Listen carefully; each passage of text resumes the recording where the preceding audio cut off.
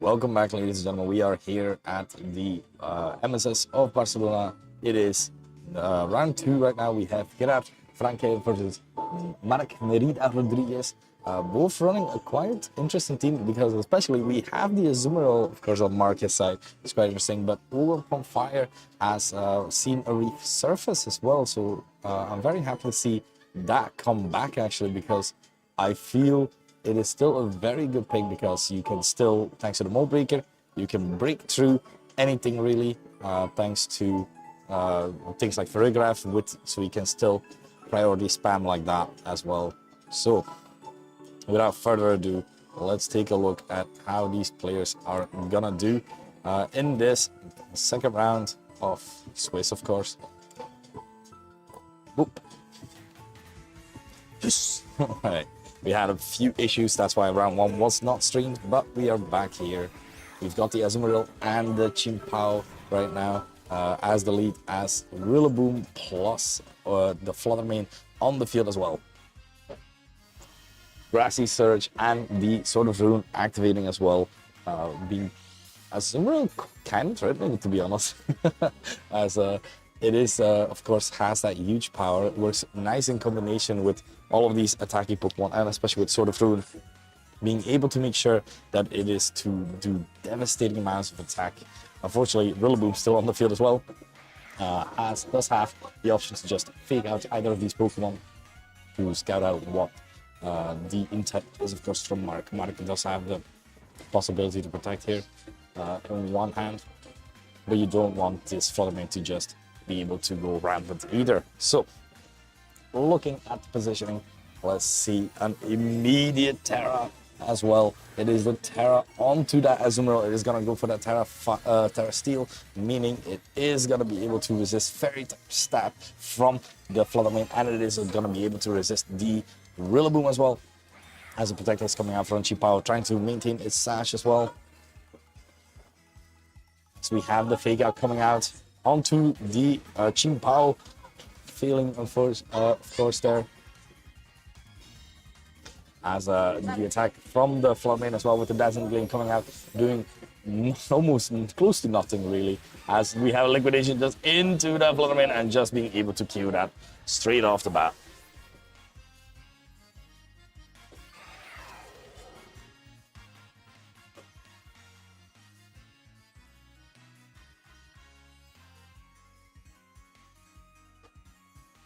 Now having to pick a new Pokemon to come in, of course, with the Steel typing given to the Steel type given, it does manage to get a few other weaknesses, but luckily for it, the Raging Bolt not being able to hit this for super effective damage, but still being able, a strong Pokemon that you do not want to stand in front of just that easily.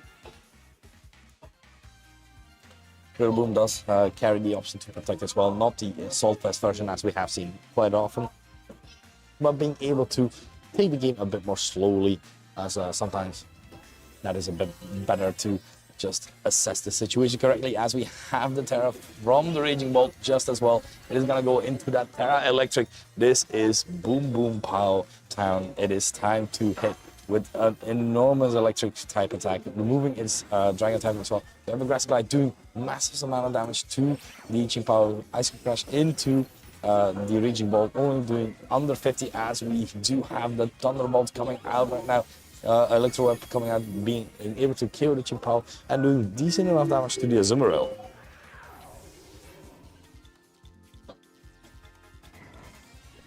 The Ice Spinner is coming out, removing the grassy terrain as well. A very good choice there, as Rillaboom now no longer being able to use those grassy glides right now.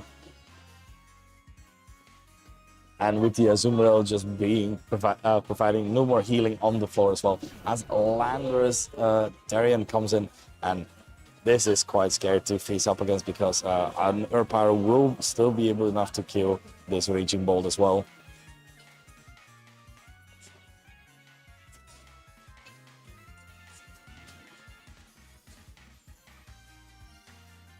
This Azumarill might be running away with the game right now. Assault vs Azumarill, who knew that was the call?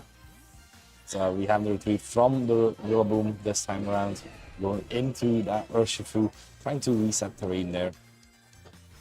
with Aquajet coming out into the into the Raging Bolt, as the Landers is actually going for that substitute right now. So we didn't see it protect yet from the Raging Bolt, meaning this Raging Bolt is still going for the attack. It is the Snarl lowering the special attack from both the Landers and the Azumarill. Azumarill not really minding that, but this Landers will mind because Snarl does go through substitute as well, because it is a sound-based move. Sound-based moves can go through things like substitute as well.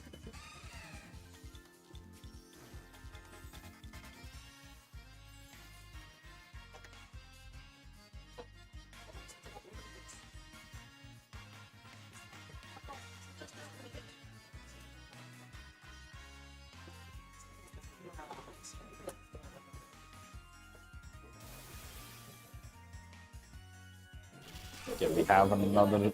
We have the Thunderclap coming out onto this Azumarill. Azumarill being able to Aqua Jet as well, finishing the kill onto their Raging Bolt, meaning now only the Urshifu and the Landorus are able to still act here as the priority moves have been used. It is going to be that Sludge Bomb right now onto that Urshifu, doing quite a bit of damage, but not all that much, as we have a close command into that Azumarill, dealing with it, and it's finally down. This Azumarill has been a menace right now and has been able to deal quite well against the... So getting rid of that might have been the right call there for the Kirash.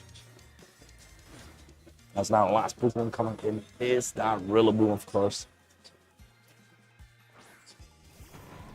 Rillaboom being able to have fake out pressure, but we have Gouging Fire on the other side, and Gouging Fire is a rather fast Pokemon, especially with the boosted energy. Sash is already broken on the Urshifu as well, so this is not really able to do all that much right now. We still have, well, the fake out option at least to Gouging Fire. Gouging Fire might as well just protect to say to try and get a burn off with the Burning Bulwark, but then you leave yourself open for this Urshifu. So providing the options here, it's not looking the best right now, but we saw the Sludge Bomb not only do under 50%, so maybe there's still odds here to really try and bring it out, as the fake out is going out into that Gouging Fire, having just protected, meaning this Rillaboom is now burned as well, unfortunately for it, as now the Landorus is going in. It is going to go for the Sludge Bomb here onto this Rillaboom, doing quite a bit of damage there, as now Urshifu is still able to freely move. It is going to be that Wicked Blow into the Gouging Fire, and not even doing 50%. Gouging Fire has so much bulk, it is absolutely mental from time to time. As every Pokemon is healing itself just a little bit. And now, with the Landorus still behind us up, Rillaboom burned. The amount of options are dwindling right now. So we have the Protect coming out from the Rillaboom, trying to see what the options here are. Let's get out. It is going to be that Heat Crash here onto that Rillaboom. Breaking Swipe onto that Rillaboom, and the Urshifu attack is lowered. As the Landorus is now able to go for an Earth Power, and that will be enough to KO the Urshifu, meaning only the Rillaboom versus these two faster threats while it's being burned is not looking like the best of positions right now.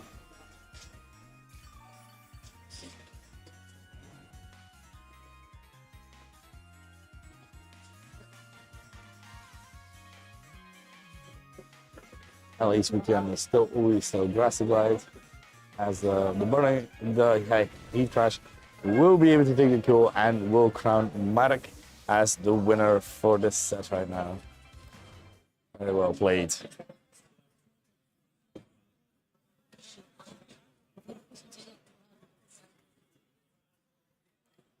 That was round 2. It is also best of 1, I should note.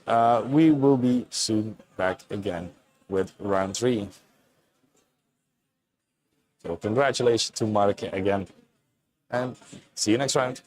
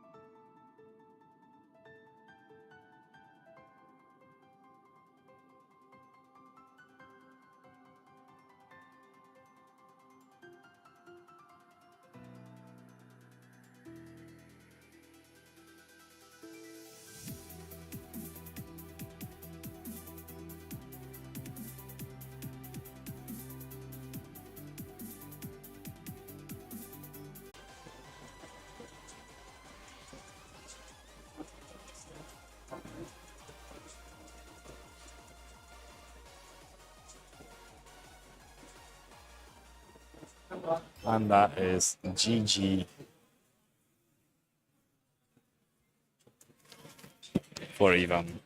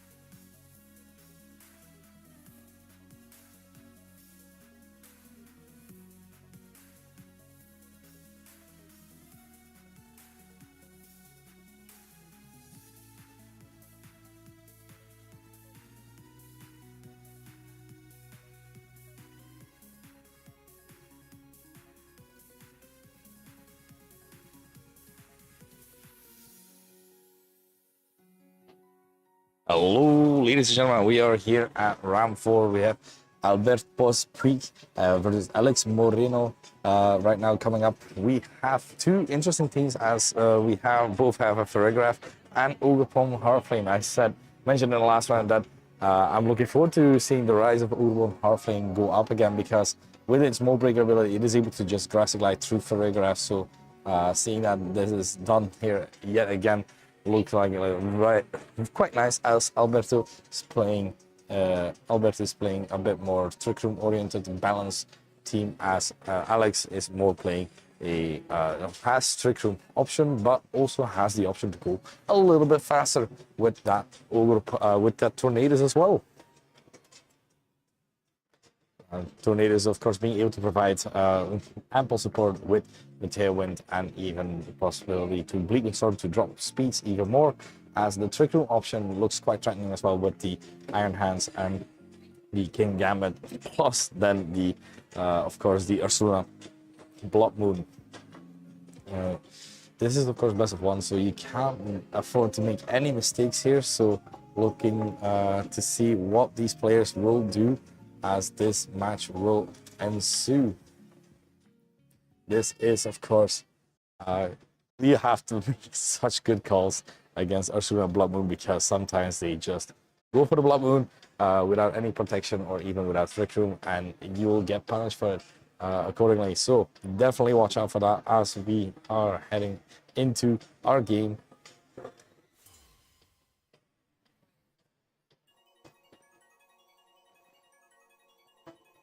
Both players are also trio, so maybe Fire Ogerpon is the call. So we have Fire Ogerpon on both sides, actually, as Ferregraph on Alex's side, and on Albert's side is the Fire Ogerpon and the Urshful Water. So being able to threaten both, really, if Alex chooses to go for that Trick Room option. Albert definitely has like the option to just kind of ignore that with the priority spam from the Ogerpon itself, as the Urshu is now able to just deal damage to the Fire Ogerpon, even if it wants to follow me to redirect attacks from this Ferregraph as well.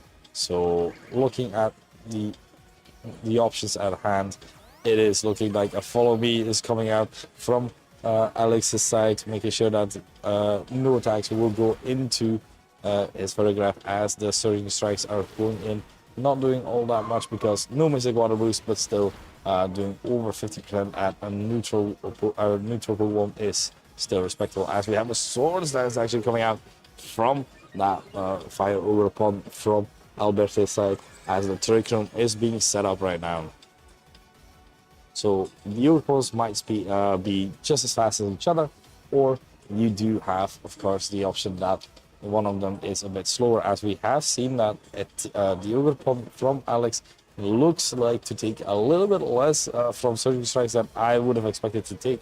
So maybe instead of speed investment, it would have been it's a bit more HP invested, as we will find out in the following turn if there is in fact a speed tie, or if there's just the sheer power of, well, moves about to be hit.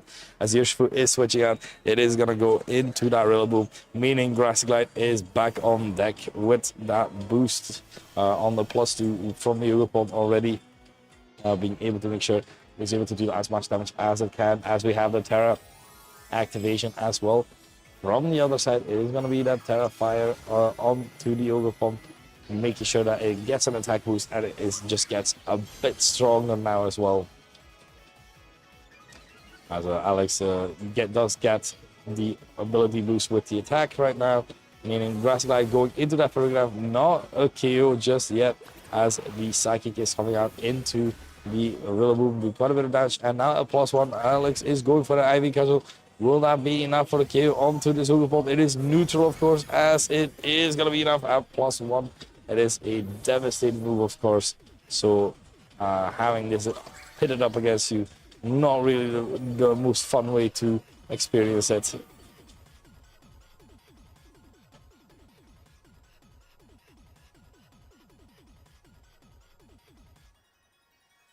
Now having to decide what to switch in this regard, it will be that Ferregraph itself. It is able to revert the Trick Room, it might just be able to just abuse the Trick Room as well, meaning it can go for the Hyper Voice. So it is the Throat Spray, so it can get that +1 special attack as well.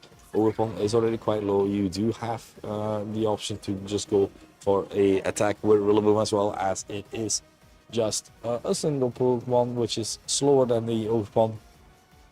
Paragraph from Alex's side is not really threatening either of these Pokemon right now, as we do have the Hyper Voice coming out, not KOing either, but now with the boost in the next turn, this Hyper Voice will do just that little bit more, as we still have to see the Psychic come out from the Farigiraf into that Rillaboom, doing a bit, not all that much, as the Wood Hammer going into the Farigiraf, making sure that that is at least KO'd. But now the Ogerpon is free to move. It is still at +1. It is definitely going to be able to devastate whatever's in front of it, as it is going for that Ivy Cudgel. It is going to go into that Rillaboom, and Rillaboom is down.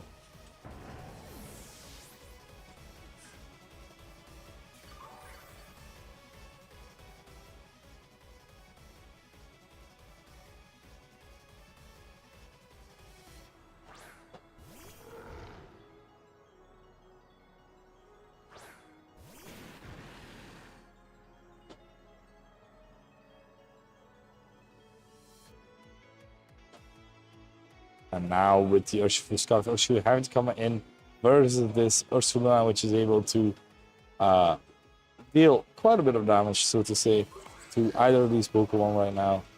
It is not looking like a very fun time for Alberto, as it is the Terra coming out, and we have seen Terra before. It could very well be that Terra Steel right now. Terra Water, actually. Going for that Terra Water. Making sure that all of its water moves do just that little bit more damage, as you do have the Aqua Jet coming out with the Terra Water, so definitely being able to do almost 50%. That is actually impressive, as this Hyper Voice is coming out, and it is enough to KO both of these, and it was slower than the Ursaluna as well. Of course, if you have an Ursaluna team where you have the option to play Tailwind as well, you might be a bit slow, you might be built a bit faster, meaning this Trick Room was very nice right now for Albert. And now with King Gambit out, you do have to think about the options here. You do only have Hyper Voice. Countdown Clave is most definitely going to be able to deal quite a bit of damage, and the Urshifu is locked into that Aqua Jet, so hopefully being able to do decent enough damage to at least 3 hit KO, but that Aqua Jet is looking minimal. If it's not super effective, not looking like doing a lot, as the King Gambit has no fear right now, being able to counter Clave, not a KO just yet onto this Farigiraf, doing decent enough damage, but with these grassy terrain as well, it is looking like this Urshifu or this Farigiraf does need a critical hit to try and make sure that this King Gambit manages to go down, as we have another Aqua Jet coming out. This would be quite important to have, as the Aqua Jet still doing decent amount of damage. We have the Counter Clave coming out, and this time into the Urshifu. Farigiraf is able to move, didn't protect, so Hyper Voice going into that King Gambit, and that should be range for the next Aqua Jet here. Not King Gambit not able to click that beautiful Sucker Punch that it lost to do, as Farigiraf is still on field with that Armor Tail. And now suddenly being in a position where you were behind immediately after the Ivy Cudgel, well adjusted there for Albert, and KOing the King Gambit like that. Very well played. That means that was round 4, and that we can go on further to our next round, which will be round 5. So stick around.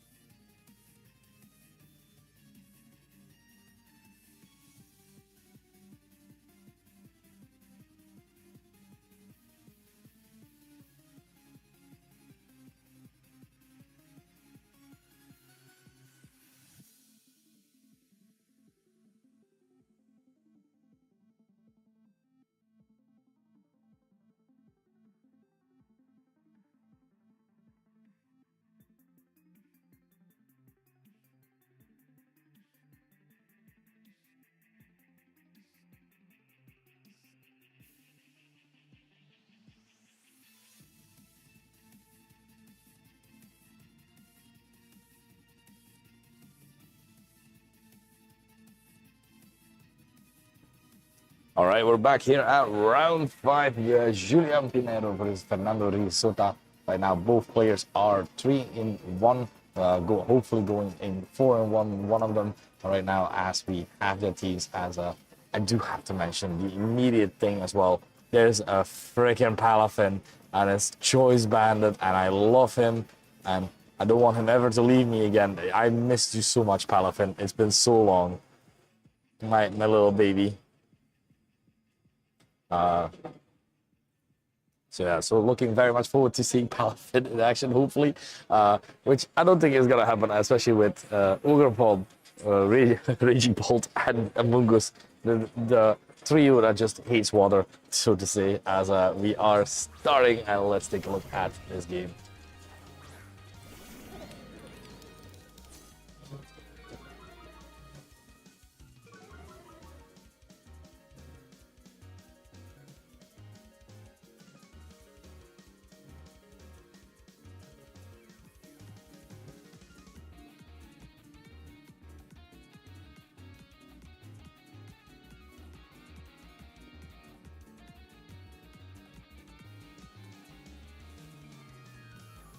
Okay, as we have the Golden Goal plus Incineroar versus Ugrapod and Raging Bolt, so really not the time for Palafin to be coming in, as Ugrapod is switching out after this Intimidate. Opting for his own Intimidate right now, trying to make sure that at least gets a bit done.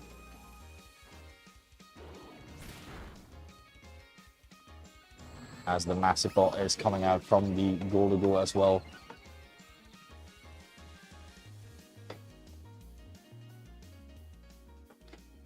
Now having the possibility to just Partner Shot, Fake Out, all the possibilities here they still have. You're still scared kind of this Incineroar, of course, and of course Raging Bolt is the Pokemon to beat right now, as we have seen time and time again with the Calm Mindset, and even with the Saltfest, as we have Snarl coming out from the Raging Bolt right now, trying to make sure that the Golden Goal stays at -1 special attack, as it is now +2, so it could potentially prove to be quite effective, as the knockoff coming out into that Incineroar, showcasing that it is quite a bit of damage that can be done, as now Incineroar is still able to just go for a strong Flare Blitz into it, as but is threatened by this Ugrapod.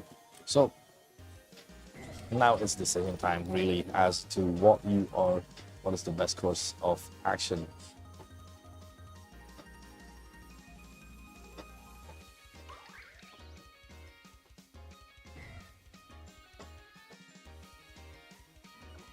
As you are now +2 with Golden Goal, you are able to potentially Shadow Ball yet again, as we actually have the Incineroar switching out, opting to go to another Pokemon right now,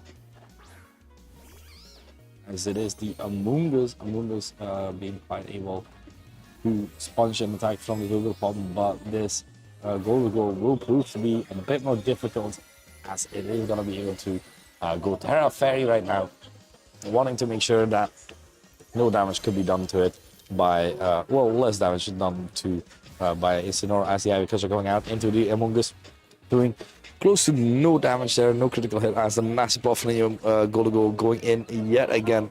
It is now at +4, as the Snarl is coming out, making it at +3. So, and doing a little bit of damage to both of these Pokemon. Also now resisting with the Golden Goal, which is rather nice, as Amungus does provide the option to Pollen Puff the Raging Bolt, because it is at AV, as it is able to most likely still tank a move from the Golden Goal, as Golden Goal can go for the Mega Rain, hopefully kill the Amungus, but not being able to kill the Raging Bolt, as it will have to decide if it's going to Shadow Ball or maybe potentially even Massive Ball yet again. So we have the Ivy Control coming out again. It is yet again an Amungus. Then Amungus is getting closer and closer to being killed, as the Shadow Ball is actually coming out from this Golden Goal into the Amungus, just making sure that is at least gone. Leaving Raging Bolt free to do what it wants right now, as it is going for the Electro, lowering the speed for both Pokemon, giving ample opportunity for this Raging Bolt to be able to Snarl again and be faster this time around than the Golden Goal. So Golden Goal still at 3, I believe. Yeah, +3. Still quite a scary Pokemon to face off against as the Incineroar is coming up. And Incineroar does pose the threat of being able to fake out plus Snarl get on the go, or even potentially just Flare Blitz the go and just for as much damage as possible.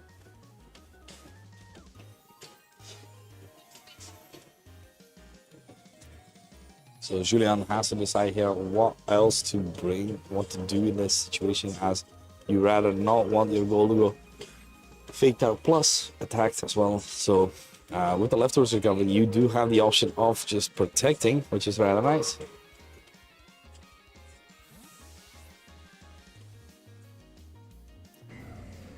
And now with the Pokemon coming in, it is Incineroar with the Intimidate again, making sure that this is Incineroar's Flare Blitz or even Knockoff does even less damage. Protect coming out from Goldugo, making sure that Snarl is not going to be affecting it. As we have the Snarl coming out from the Raging Bolt, meaning if it snarls, the Goldugo will be effectively at +2, I believe, right now. As it was +3. Parting shot from this in order just making sure it cycles through and can bring out another Pokemon to potentially threaten this Goldugo right now.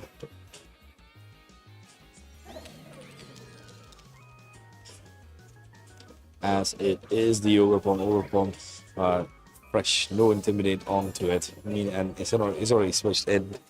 You do have of course, the rather good notion that Ogerpon is still in back for Julian, being able to switch out any of his Pokemon to Ogerpon to then get that Water Absorb activated potentially. On the other hand, this is a rather obvious switch, so sometimes you don't even want to attempt that, as a hard switch will make it harder. Okay, we just saw Goldugo is indeed +3. And with the Terra activation now as well from this Ogerpon, raising its special defense thanks to its embody aspect as well. Now a pure water typing as well, making sure that no matter if you make a raid, both these Pokemon will be able to take it quite well. Fake out coming out from the Incineroar, making able to flinch that as the Snarl is coming out yet again, so that leaves Goldugo at +2 instead of +3 right now. Being able to still attack with a strong Shadow Ball. It is going to go into that Raging Bolt right now, which is about 30 to 40, about 40% here, which is rather nice. But unfortunately now the Ogerpon is free to move, as is the Raging Bolt, and it is able to just keep snarling to try and metagame the damage that this Goldugo is able to throw out as well.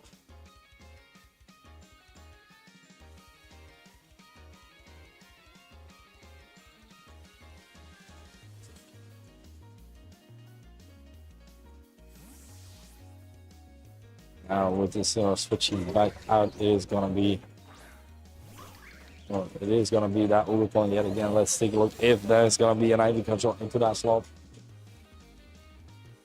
As it is looking like an Ivy Control, but onto the Golden Goal there, meaning there's another potential Snarl, but it's actually the Electro Whip, making the Ogerpon potentially slow. It's gonna make it slower as it does manage to connect.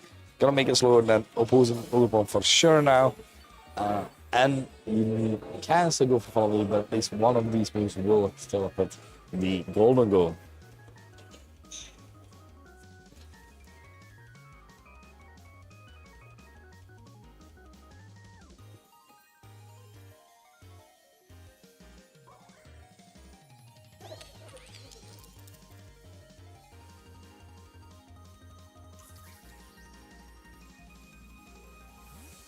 The opponent is now switching out, opting to either not get redirected as the Incineroar is coming in, being able to intimidate now as well. And with the Rage Bolt most likely being faster, being able to kill with his pet move here, as the opponent is actually opting to spike his shield like that, leaving this Goldugo open for any attacks, as it is the Snarl coming out, so at least Goldugo at +1 instead of at +2, as it does manage to connect.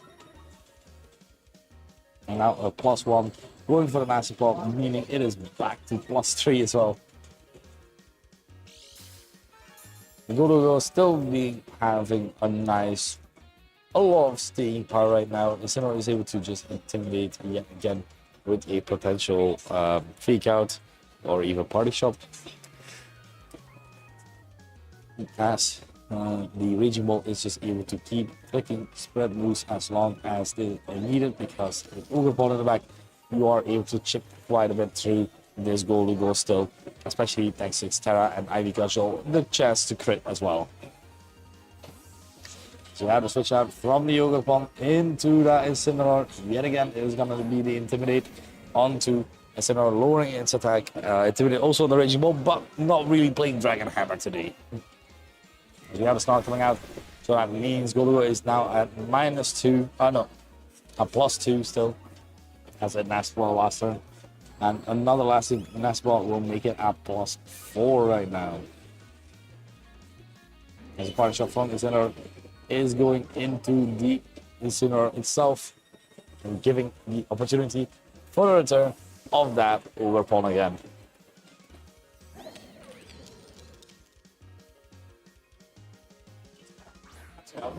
And now with Ogre Pawn back in, you are threatening with another Ivy Cudgel. You still have the fake out option, of course, on the Incineroar.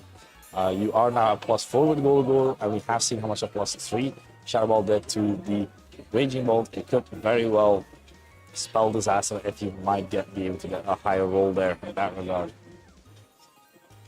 So with the fake out and Shadow Ball could provide to be the winning play here really for Julian.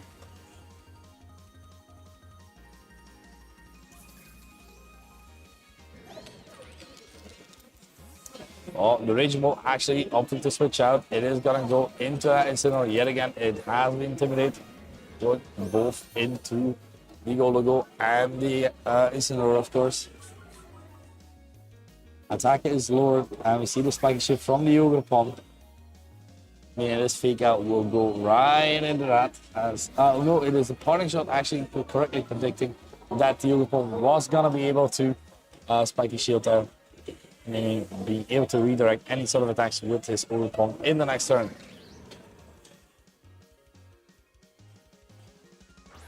This constant shuffling and switching is quite important as we have the Shadow Ball into that Incineroar for a bit of chip damage there. Whoa, 50% is more than I expected, but it's still +4 as the Citrus Berry on the Incineroar activates.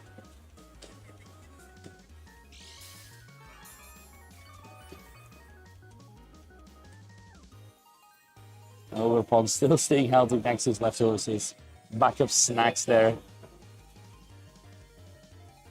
And now Incineroar does pose a threat with the potential to fake out yet again, but both Pokemon are just able to protect to make sure that they do not get faked out. And the Cudgel coming out, it is into that Ogre Bomb. Into that and the Flare Blitz actually. Trying to see what happens there. As Incineroar does get hurt a little bit thanks to that spiky shield. And now with the last leftovers, this goal goes back to full health, baby. And it is very much a +4, as we have seen how much the Ivy Cudgel did earlier.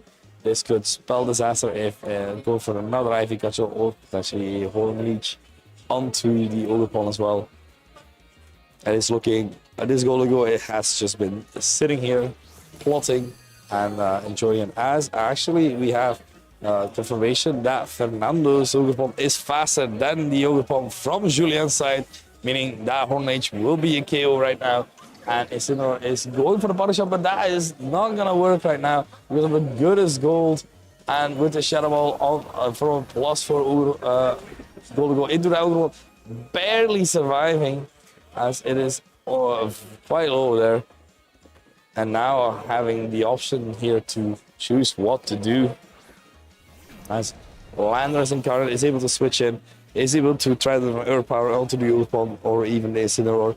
As, yeah, really not really anything too threatening for this Golugo. Of course, a double up would prove to be quite devastating as the Spiky Shield is coming out from the Ogre Pond right now. Meaning we have the Earth Power into that Incineroar, and that is gonna be enough, meaning that it is the Ogerpon and the Raging Bolt versus 3 remaining Pokemon, one being that Landorus, one being that Goligo, and one being still that Incineroar in the back.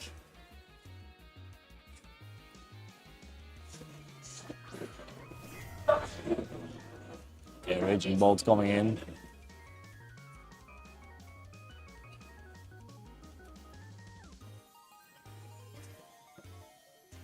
Being able to choose what target really you want, as Electro does.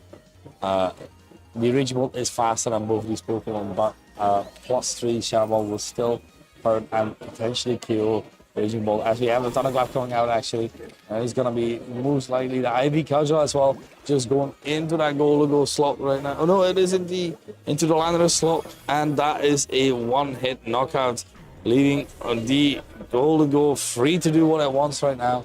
And he's gonna go for the Shadow Ball onto that Ogerpon, and that will be the end of the Ogerpon. Only the Raging Bolt remaining, with the Incineroar being able to fake it out, and then just another Shadow Ball incoming, as that will put it in range for a KO, I believe.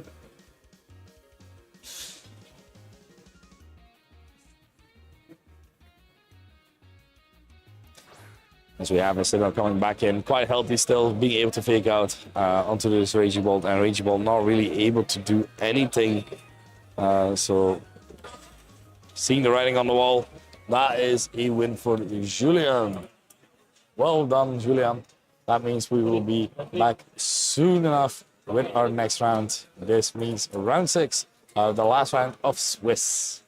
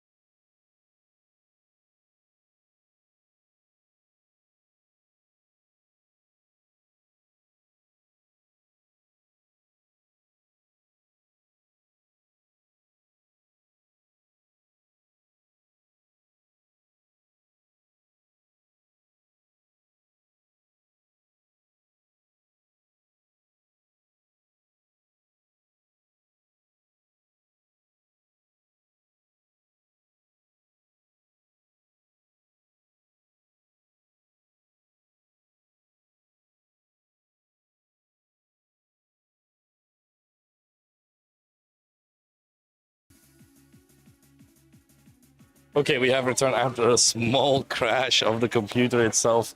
The blue screen of death was at that point very real. But we should be back. Let's take a look at the stream itself. But we have a very interesting team right now on stream. It is best of one, of course, so it is looking to be quite an exciting match, really. It is Creamtail, Flamigo, Smurgle, Mug Alola, Tatsugiri, and Dondozo. While we on the from Iago Pardo. While on the other hand, we have Claudia Garcia, who has the Raging Bolt, the Rillaboom, the Hisuian Arcanine, and of Urshifu, and Landorus, and the Tornadus, all Pokemon that are quite well known and very strong in their own side. So I'm very much looking forward to seeing these players try and duke it out because, if I'm not wrong, this Smurgle team has the Power of Alchemy Muck, where the Smurgle wants to faint, where it gives then Moody to the Muck, so Muck can minimize as well. So very much looking forward to see what will happen in this instance, as this is best of one, so you have to immediately try and adapt as well as you can. Both players really want this win. For Claudia, would guarantee, of course, the top 8, as for Iago could possibly win the top 8 as well, as because of the up pair. So let's take a look at how this game goes, as these players are selecting the Pokemon. It is also nice to see Hisuian Arcanine still be able to provide the amount of damage that it can.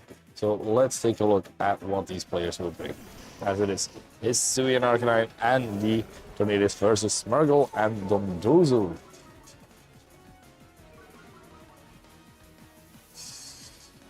Okay, so already, oh my god, this Dondozo is also Rock Slide? That's crazy.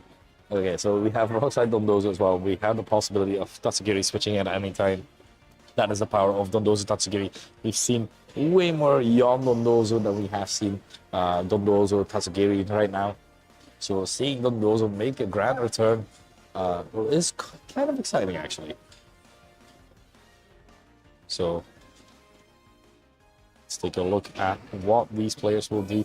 The Smurgle actually retreating, it is most likely going to be immediately that Tatsugiri yet again being able to make sure that it is able to get the commander boost, and right now being able to just deal as much damage as it possibly can, as the Omni boost will now activate onto Dondozo, meaning its attack will raise, its defense will raise, its special defense will raise, its everything will raise by +2. And on the other side, we do have Claudia being able to go for that Terra. It is going to be the Terra on that Hisuian Arcanine. Go for that Terra Ghost, actually. Trying to make sure that it did not get faked out by the Smurgle there, as now, because of this not being 4 times weak to any sort of wave crash either, so not really the worst of options, as we have the Rock Slide coming out, but Tatsugiri avoiding, of course, as Dondozo avoids as well. Unfortunate, as the wave crash from Dondozo going right into that Tornadus, not carrying it just yet, but doing quite a bit of damage, as this Dondozo does take chip damage there as well. The Tailwind has at least been set up, so that is for another 3 turns of Tailwind, where the Arcanine is able to continue.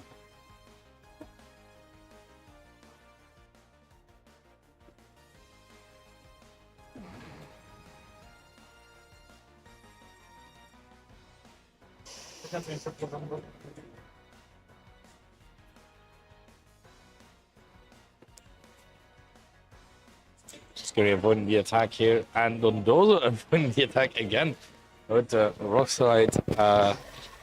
Okay, no, Dondozo this time around hitting. It was a Bleak Storm that missed, as Rock Slide coming out doing a bit of damage to the Arcanine, but managing to secure the kill on at least the Tornadus at least.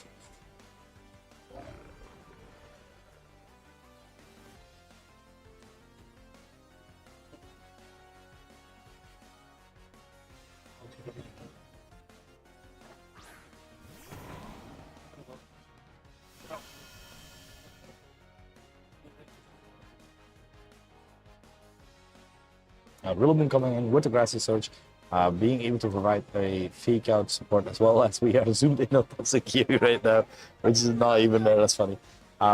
As a fake out plus on the rock side can do some damage to the Donos at least, and Wood Hammer, of course, being still super effective with the Rillaboom, so definitely being able to hit hard as you want to do it. So both players are considering their option. That Lodozo is in, can't really retreat, as Arcanine is actually opting to switch out right now, meaning this is going to be into that Landorus Incarnate. Landorus Incarnate and a Protect coming out from the Dondozo actually, as this fake out will make sure this was going to be a safe switch in.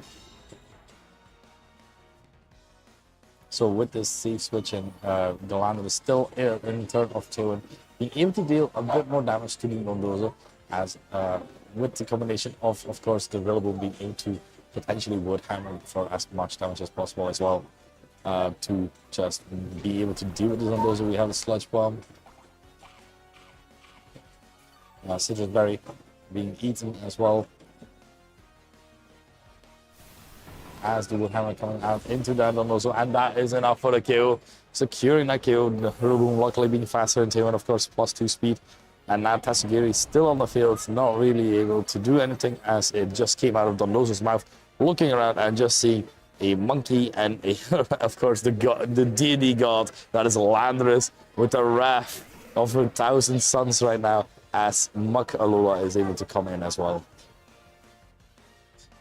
It is luckily the Tatsugiri is the choice card version, so it is able to at least help this Muk a bit, as this Muk is going for the Protect right now, as this Tatsugiri can go for a water attack, as we have the attack here from the Satsir Storm onto the Tatsugiri, doing quite a bit of damage, but not enough to kill it just yet, as the Tatsugiri is going for that Muddy Water, and the Lander is unfortunately avoiding it, meaning only a Rillaboom is left here, and actually getting an accuracy drop, as the Wood Hammer will take care of the Tatsugiri as well. So now we are here at the famed combination of Muk Smurgle right now. And we already know what we have in the back. It is the Landorus, the Rillaboom, and the Arcanine. You're being able to try and suppress as much as possible to make this Muk be able to set up at least. And now the Smurgle does have a massive set of Fake Out, Spore, even Follow Me to make sure it is gone. So that the power of alchemy, whenever your partner Pokemon faints, you are able to get that back, get that ability, which will be the Moody ability on this Muk, which can be quite nasty to go up against.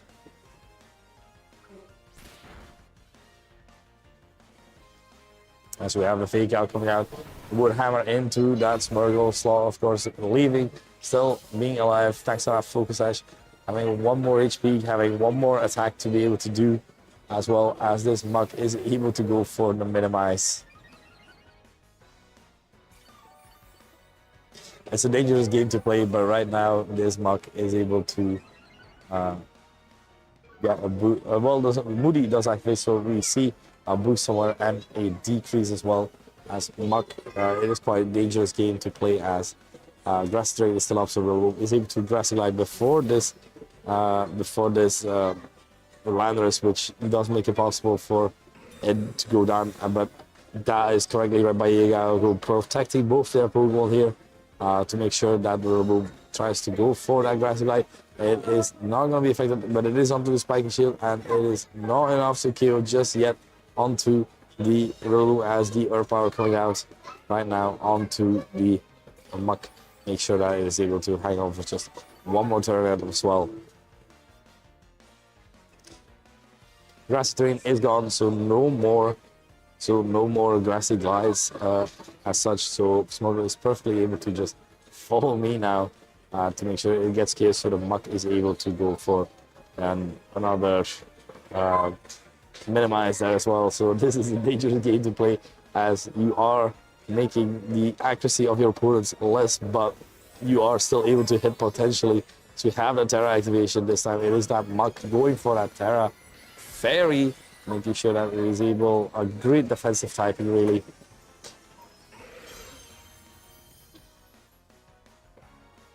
now with the support from Smirgle, thanks to increased speed, is able to put our landers to sleep right now. So not even having to follow me.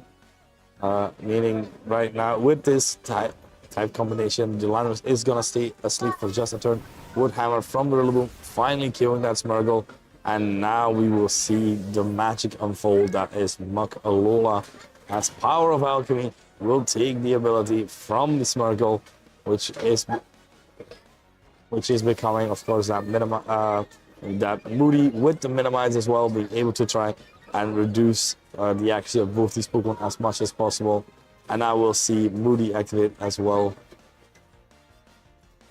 So now it is a little bit a game of attrition as Claudia needs to just hit this Muk really before it gets too many boosts so that you cannot really hit it. The minimize yet again, and Muk avoiding all the attacks right now. As we see, the Moody is affecting it as well. So you have these strategies that work very well, and this does seem to work very well today for Iago today, with the Moody boost and even being able to minimize on your opponents right now. Muk also being one of the few Pokemon that still get toxic, as a lot of poison types do, but not a lot of non-poison types do get toxic anymore. Protect from the Muk coming out, trying to stall out as many turns, getting as many boosts as possible.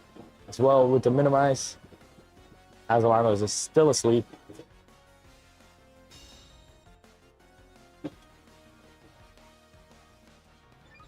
So this is why the Premier Challenge can take a while, especially if you play something like this.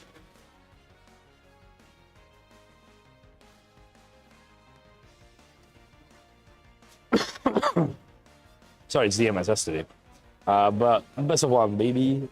It gives ample opportunity to give you a lot of funky strategies, as we are seeing on the full display right here. Still, Landers being able to wake up and potentially hitting a Sludge Bomb could prove to be quite useful, as Rillaboom as well being able to hit with a Wood Hammer could still provide damage. There's always the thing about crits. You just have to hit and crit in the same turn. Really? How hard can that be? Very hard. But that's beside the point, as we do see Sludge Bomb coming out, unfortunately missing again. As we have the Wood Hammer actually being able to connect and doing amazing damage, and that is a KO. No crit needed because of all the defense drops from earlier, and that is GG. That was very stressful, and that means Claudia wins the game. Very well played there. Very well played. That means we will be back soon enough with our next round as well. So enjoy the win, as we are going to go to Top Cut very soon.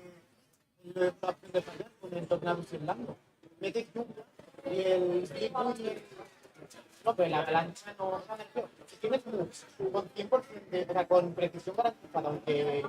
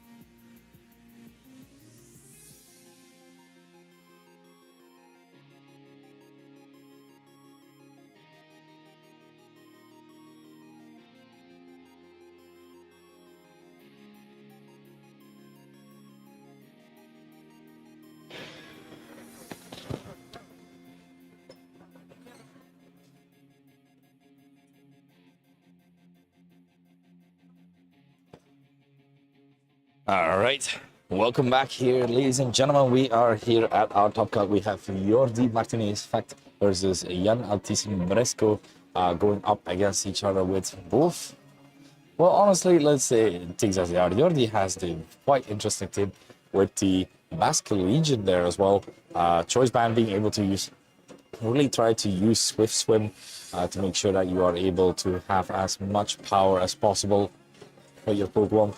It also has the option to get adaptability, if I'm not wrong.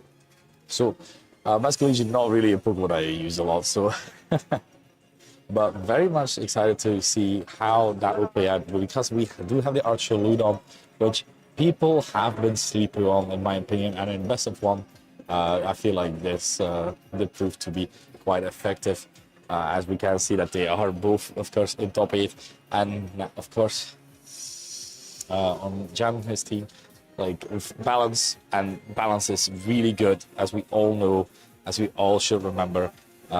Raging Bolt is such a good Pokemon together with like Urupon, Isidore as a core. So very much looking forward to seeing these players play right now. So we have the Raging Bolt and the Urupon on Jan's side, and Rillaboom and Qingpao on the other.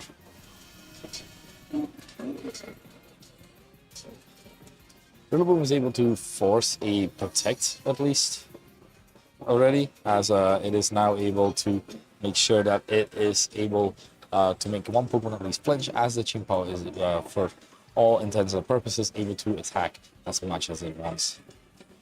Because an ISO Crash is nothing that either of these Pokemon want to really go up against. If they Terra, of course, defensively they will be taking that a little bit better, but still it is a free ISO Crash onto your Pokemon, which you do not want to honestly take. Of course, now being in top 8, you have heard and seen a bit about what these players have played. So now see what the options here are. We have the immediate Terra as well. But it's going to be that Raging Bolt this time around, going into that Terra Fairy, trying to defensively be ready for anything that this Qingpao might be trying to throw at it, as well as we have to protect from the Qingpao itself.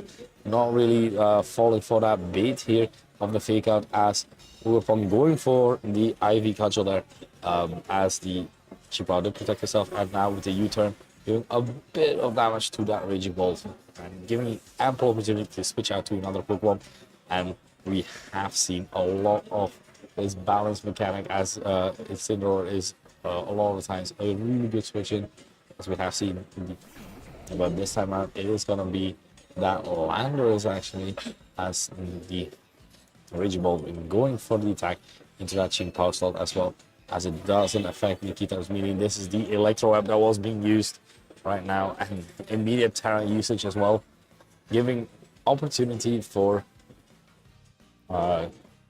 just raw damage really, as the Urupon of course is not able to Terra anymore, meaning this Sludge Bomb on either of these Pokemon is going to be quite strong, but you do have to consider that the Urupon of course might be faster than you, the Landorus, and being able to KO you as well with an IV Cudgel.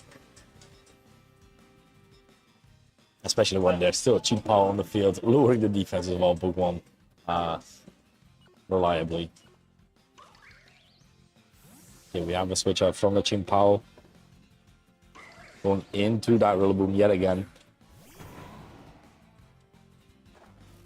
We have that Terra. It is going to be the Terra onto that Landorus, of course, as it is now able to Sludge Bomb with an extra bit of oomph as well.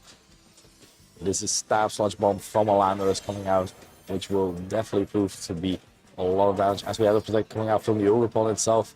Not wanting to risk the Ice Clash here, as of now. It is the Sludge Bomb, but it is going into that Urupon slot. We have the Big Minion going into that, but not a kill into that Landorus. Landorus still being able to hang on with a bit of HP, which is rather nice. Meaning right now the Thunderclap can be used onto this Landorus as well, but you do have that fake out pressure now as well. Urupon did spike a shield, so it might be a bulkier version than what we're used to. It's being just one speed faster than the Landers as it is being switched out right now. So they're switching into the opposing Landers here. So we have to protect from Landers from Jordi's side, just making sure that it stays safe for at least another turn, as we have the Thunderclap not working because of the protect here, and the Wood Hammer into that wow, into that Landers, so doing quite a bit of damage, but barely missing out on the KO there, as Landers is able to heal now a bit to that grassy terrain thanks to that Terra Poison.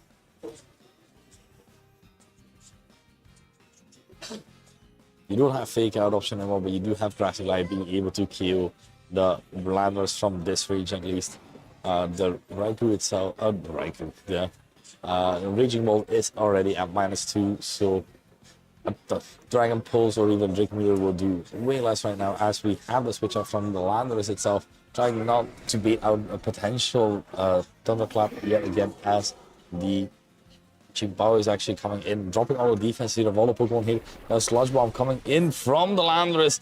No Protect, no Grassy Glide. This means that Landorus is going down, meaning right now there's still one attack being used, and it is the Electro Tera, which is the Electro Web, lowering the speed of this Chimpao as well. Very well played there by Jam to just ignore the fact that the Ribbon was able to potentially kill with a Grassy Glide, but just opting to make the hard call of just attacking with both Pokemon. Most likely, Derby was expecting to be able to Wood Hammer into the Raikou with a Chimpao next to it, making sure that the defenses are even lower from that Raikou, but now being put in this position a little bit harder, so to say.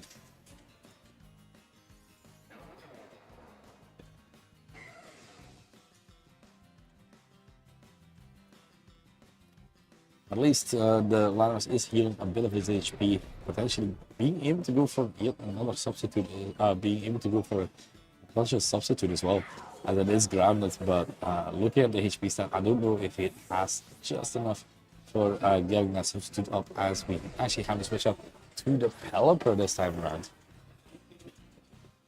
And with the Pelipper, there comes the Drizzle as well. So we have the Sucker Punch into that Landorus, just being able to kill that. As right now, this Raging Bolt is looking like honestly quite good, as it went for the Thunderclap, not working right now. Well played there by Jordi. They're going for that Sucker Punch plus switch option so that no amount of damage could be done from this Raging Bolt, and it is still at -2, so very well adapted by Jordi. Urshifu Single Strike is coming in, and as we have seen, this is a Focus Sash variant. We know that the Chimpao is already at -1 speed as well, and not really able to protect, as if you protect, you will perish, as Urshifu can just break right through that. So a potential switch maybe incoming there. So the Pelipper might be able to set up the Tailwind to make yourself a little bit faster with the Chimpao, but to keep the Chimpao alive, or do you keep the Pelipper, or do you keep the Landorus alive?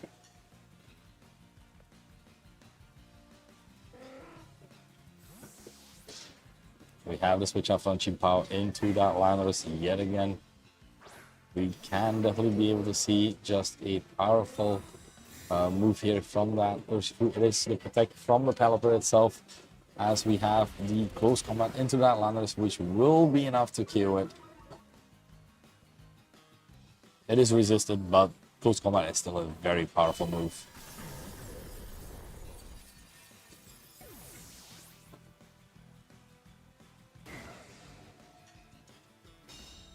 And now with the Protect, the Pelipper is able to stay safe for just one other turn. Chimpao being able to come in without the speed drop is also rather nice,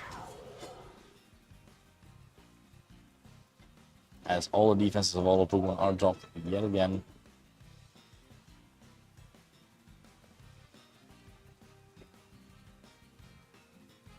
And now the option remains here. What do you do? A close combat will be able to take care of this Chimpao here, of course, as the Pelipper is able to, for example, still Hurricane either of these Pokemon, as Chimpao is able to protect. But yeah, again, Urshifu doesn't listen to the rules. Protect does not keep you safe, as close combat will go right through that.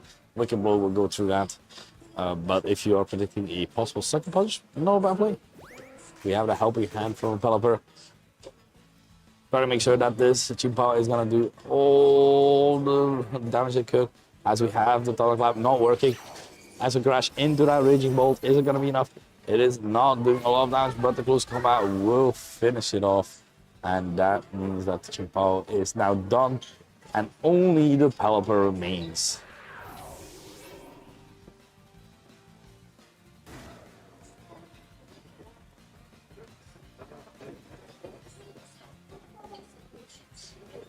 And only Pelipper on the field. This does seem rather dire, as you're not able to attack because then a Thunderclap will happen, and if you are, well, you still have your Rocky Helmet, I guess, but that's it. You're not even Focus Sash because the cheap power does have that.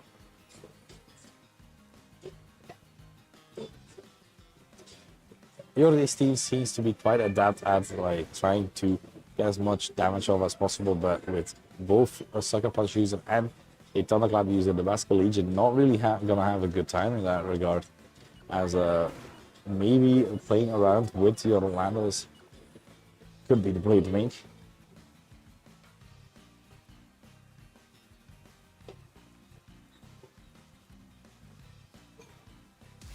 As we have the Wicked Blow coming out, now doing decent damage, and with the Rocky Helmet breaking the sash on that Urshifu as well.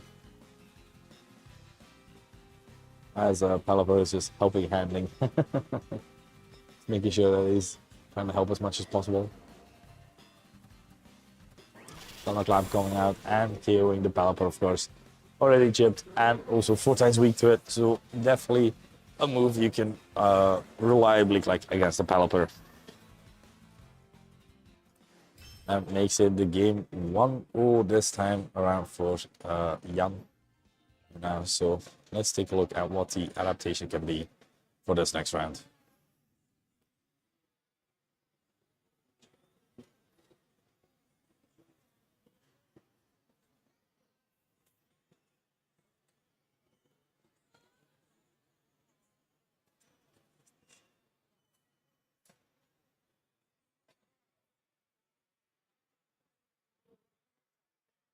I do think, personally, and this might be biased because I like Archulodon, I think Archulodon might be a good call here to make. It is just such a good Pokemon, and definitely in the rain, as you are able to click moves as much as you want to. The unfortunate thing is, though, as long as the Urshifu is there, Urshifu is still able to crit right through your stamina boost, for example. But just play around it. It's easy. Just do it. The earlier turn where we had the Rillaboom not being able to attack really with the Grassy Glide, that was quite an important turn there. So maybe trying to adapt to that, especially because sometimes Reborn can make the baller play, and the safe play is the correct play. It's always like a kind of 50-50 looking at it, of course. Or they do it, or they don't.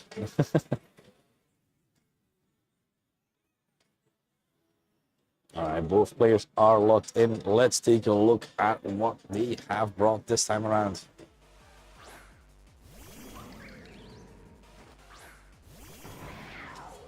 Okay, it is that Rillaboom and Chimpao versus the Incineroar and the Ogerpon. Incineroar really making use of its Intimidate right now, as it is able to just, well, really abuse the fact that it's intimidating.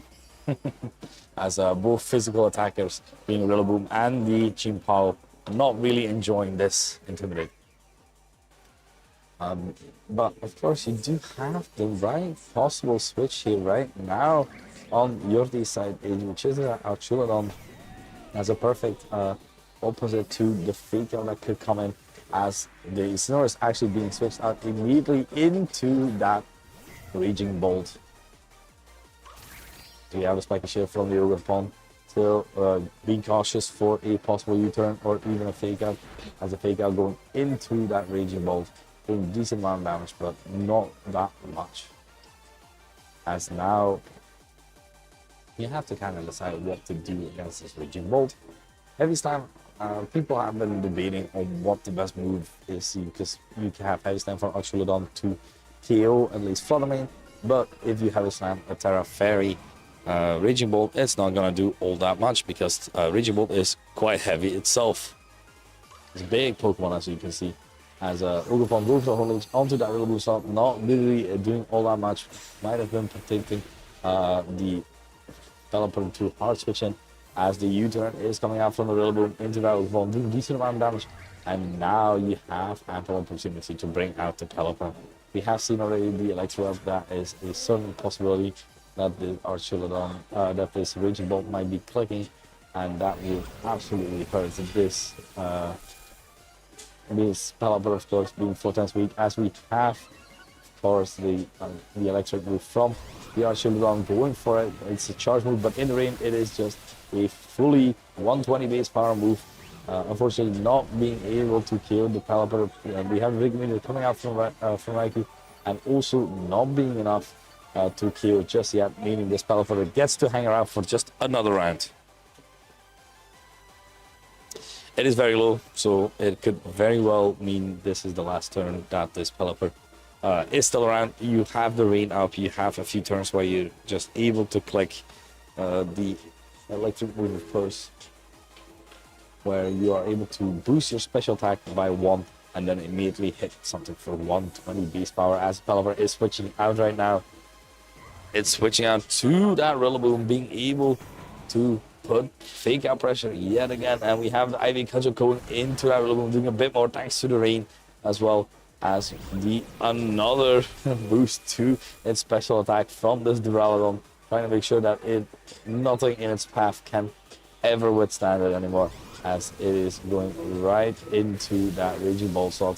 4 times resistant, of course, but still decent amount of damage, as the Snarl is coming out from the Archulodon, trying to make sure that this Snarl from the Raging Ball, trying to make sure that Archulodon is not able to keep boosting itself like this, as Rillaboom is now quite low, it's decently low, and is not fearing all that much from this Ogerpon, as we have seen. It is resistant to both stabs from the Ogerpon, but there's always like the double up possibility of Hornage plus 3 km from this Raging Bolt. So, looking at the options we have, what do we do? What do we do, Scooby-Doo? As right now, having to click the option, it's just gonna be the spiky shields, trying to make sure that no boosted attack. This Ogerpon still sticks around, as a U-turn coming out from the Rillaboom, going into that Raging Bolt, trying to switch something else back in. It's most likely gonna be that Pelipper yet again. If you wanna, might keep your cheap power safe for the next turn, as another Draco Meter going into that Pelipper and killing it just as well. Draco Meter killed it, but now we have Dragon Pulse at +1 going into that Raging Ball, but still not being enough. But now with 2 lower HP Pokemon, this Archulodon does seem to like its odds right now, as it is able to kill either of these Pokemon really, as the Raging Ball is now at -2 as well. We have seen the Ogerpon just Spiky Shield, meaning you could potentially fake out into Ogerpon, as Double Protect is only has like 50% the chance of working, or not even 50, 30% if I recall correctly. So let's take a look if this might be working out. It is actually switch out to the Incineroar, intimidating yet again, as we have the fake out into that Raging Bolt, putting it just a bit lower. And another boost to this Archulodon, going now back to +2. This means that this might be a KO on the Raging Bolt right now. It was 4 times resistant, but no, it seems to be into that Incineroar, and that is massive amount of damage to it, as Incineroar is enjoying its little Citrus Berry.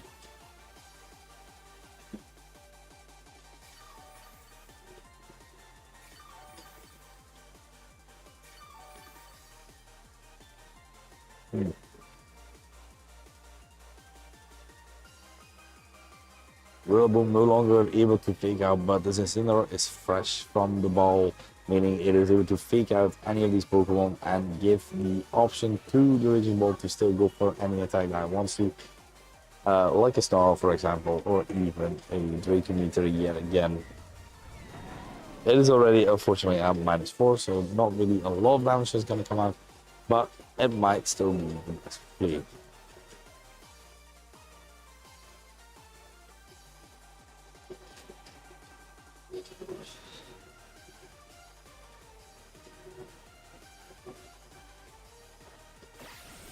Now the U-turn onto the Rage Ball, still hanging on.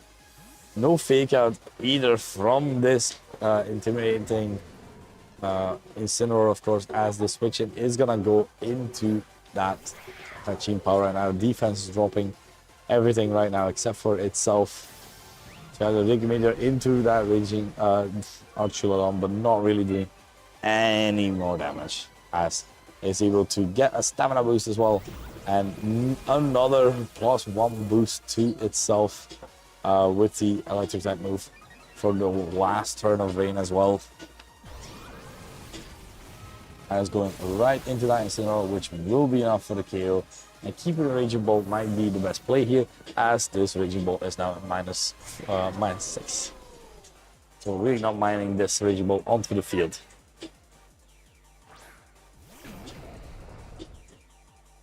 Landorus comes in, and Landorus is threatened by his Team Power, of course, as it is 4 times weak to it. So deciding what move to click right now does rather seem to be one of the most important decisions here, as Landorus has the capability to do a lot of damage in return, but you do have to watch out for any possibility of Ice Crash missing, of course. But with Archulodon at now +3, this does rather seem quite hard to go build through, as the Landorus is the perfect answer for this Archulodon, as its special defense is not that great. But as long as Chipa is on the field, this might prove to be a bit difficult, as the Landorus is actually going for its own Terra, and it's gonna go for this Terra Steel.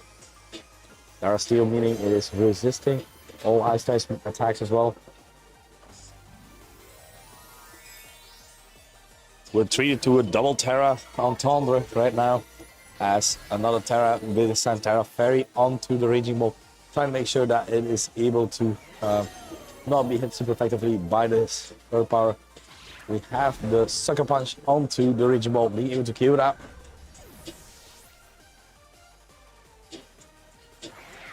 And the Earth Power just going into that Cheap Power Stop, putting it on his Focus Edge. Meaning the Archulodon is still the only Pokemon that has to move. Now let's take a look at what it is doing. It is going for that Body Press onto that Landorus, and that is going to be a KO.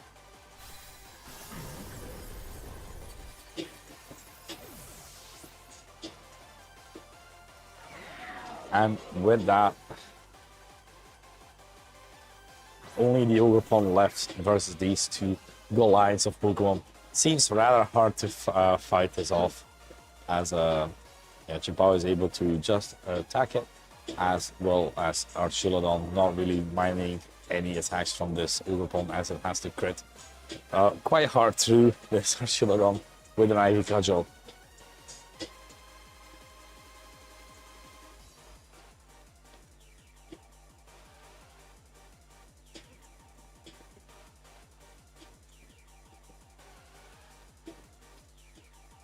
But looking at the next game, what can we do here? The adaptation here for Jam definitely could be the Urshifu wasn't brought this time, and this Archulodon was just live and was able to keep going for those electric type moves, where it was just raise the special attack time and time again, and that is not something you want to see if you're Jam. So let's take a look at what the adaptation could be. We do know that Landorus in the back is almost a must, because it is such a good Pokemon, able to just make sure that this Archulodon is at least threatened. But as long as you're not hitting it at least once, this Landorus is not going to be able to kill it either way. We've seen that the Archuleta seems to have quite a bit of speed to it, at least, as it was faster than Raging Bolt, or speed tying, if I recall correctly. So realizing that, we also saw that the Rillaboom was slower than it as well, so there might be a bit of speed investment. So maybe not really needing the full HP onto this Archuleta to kill it, but not even, but also not needing have to do an air power into it.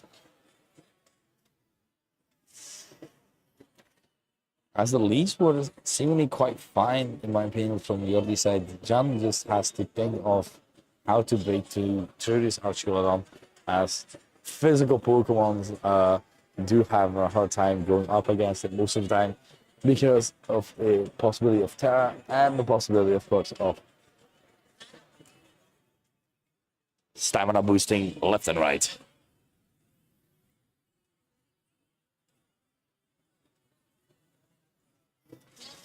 Right. Both players seem to have locked in. I do believe that the unfortunate thing is the Urshifu is really good, but as soon as that Archuleta Terras, it is super Jover because it is resisting everything that is throwing out. So let's take a look. It is the Landorus plus the Urupan onto Rillaboom and the Chimpao. Chimpao putting up the grassy terrain now as well, making sure that grassy glides are active. And we have seen earlier how much a Wood Hammer did from this Landorus onto it. We also know the fact that his Landorus Slush Bomb absolutely decimated this Rillaboom, not able to keep hanging on here at like quite full health, because it is not the Assault Vest Rillaboom as we are quite known to it, is the Miracle Seed one.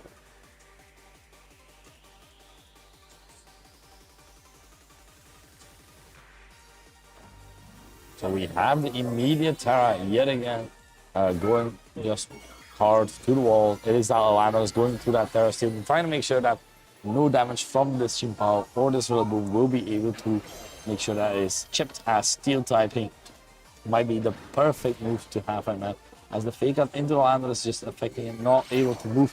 As you crash into that Ogre Pond, over 50%, we have the Horn Leech coming back to get him, doing 60% to the Chimpao as well. Now with this chip, Aggressive Glide and a Icy Crash could definitely put the Overpomp into range for a KO. But you still have this Landorus to think about, and this Landorus, of course, not really minding either of these Pokemon still on the field, as the only real attack able to hit it is the Sacred Sword from the Chimpao, as you do possibly have the ability to switch out back to a Incineroar to intimidate that Chimpao, making sure that it's not able to hit or even just protect for one turn, as the Urupan decides to get the kill left onto that Chimpao.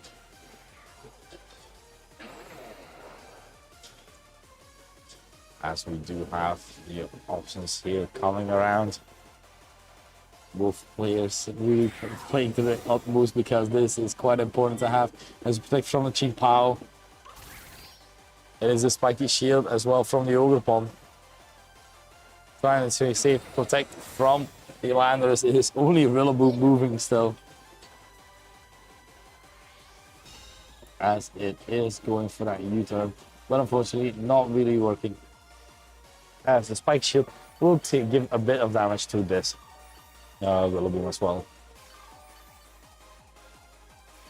So rather safe turn, 3 Pokemon protected, only a Rillaboom didn't move, meaning right now you are pretty sure all your opponents might switch Pokemon, or they're just gonna be able to go in on an attack which you are expecting to be able to hit them, because protect, most players don't opt to go for that immediate double protect, but it is a very viable option I can always gamble to go for.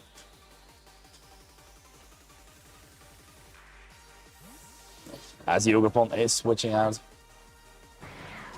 we said it is going to be that Incineroar going for that Intimidate, making sure that the Sacred Sword is not even doing any sort of damage. And with Intimidate on both these Pokemon, lowering, we have the Grassy Light into that Landorus, not doing all that much, as it is just the Sacred Sword going in, but not enough either needing the sludge bomb onto this Ching-Pao will spell the death of it and be able to KO the Ching-Pao. Ching-Pao suddenly being gone is super good, as we have seen Grassy Guy do still around 15, like around that HP that the Landers has remaining, but that was as long so the Faroon is there. But now looking at Jordi's team, we have a nice surprise in the back, as you can see.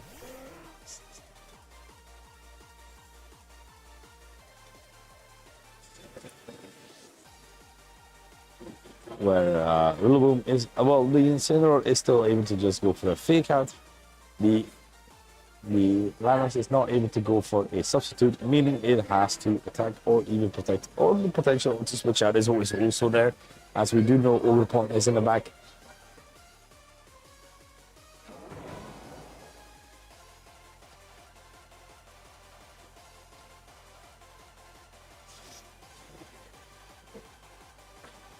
I think John perfectly adapted here, bringing that Lynx immediately, not fearing whatever could be in front, as the Lynx is switching out, not wanting to risk having the fear of that Archulodon still in the back, as it is the Raging Ball as the last Pokemon there, fake out into that Pelipper, just making sure that it takes a bit of rock hammer damage and will not move for at least one turn.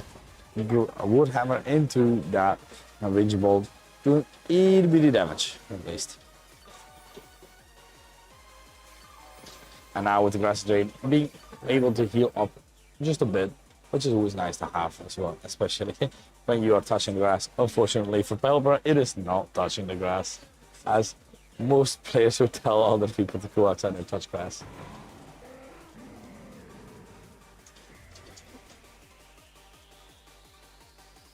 Okay, we have two flying, and we have the Hurricane option on Pelipper, not even opting to go for anything like a water move. So both these Pokemon not really the most fearful of this Pelipper right now. So Abby would hammer into that Incineroar, doing decent amount of damage, but not all that much resisted, and with Intimidate as well. And we have the Digging Meter coming out into that Pelipper, and that is not going to be enough. But that is quite a bit, honestly, so to say. As the Hurricane into that Incineroar, doing wow, amazing damage as a critical hit happens as well.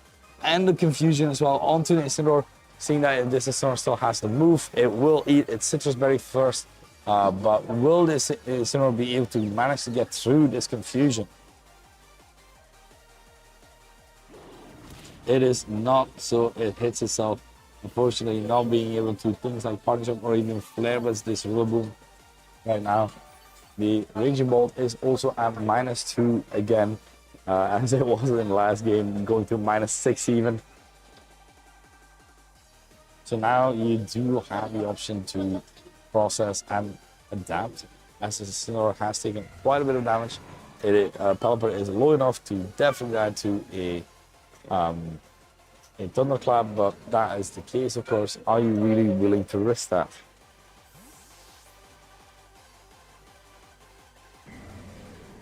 We got to switch out from Pelipper into the Basculin Legion, actually. And we have the U-turn from the Rillaboom into that Pelipper yet again. So if we see a double up from this Incineroar and this Raging Ball into that, what used to be a Rillaboom slot, this is looking mighty fine for the Pelipper itself, as we have Electro Web actually, making sure that Basculin Legion's speed is lowered, which is not a good thing if you want to keep up your speed there. Incineroar is still confused. Let's take a look if it is able to manage to break through. It is able to break through, and that is a Will-O-Wisp onto the Basculin Legion, making it suddenly not so threatening at all anymore.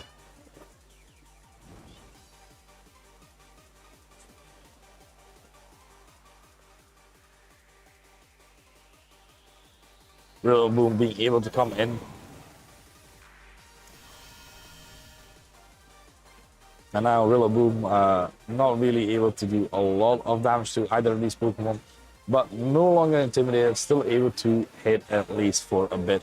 As Basculin Legion with the burn and a speed drop, not really in the best of positions, but it might be time to click your stab ghost move For every Pokemon fainted, you will do a bit more damage. Right now, it is a 150 base damage power move. So the Rillaboom goes on, it's 200 base damage. But are you able to get that though? Because with the burn and this, most likely switching out to try and intimidate yet again, as we just see what is happening, it is gonna be into that Landorus yet again. As the Thunderclap going into Basque Legion, still able to hang on, even at -2, and we have final respects onto the Landorus. We'll be able to take the kill, and now the Rillaboom still being able to move. Most likely going for that Woodhammer for as much damage as possible, as we do have the Woodhammer. Seeing how much this does, this does decent amount of damage, but not enough to kill just yet. Incineroar able to come in, intimidate, and fake out. It's still not a good thing to have against you.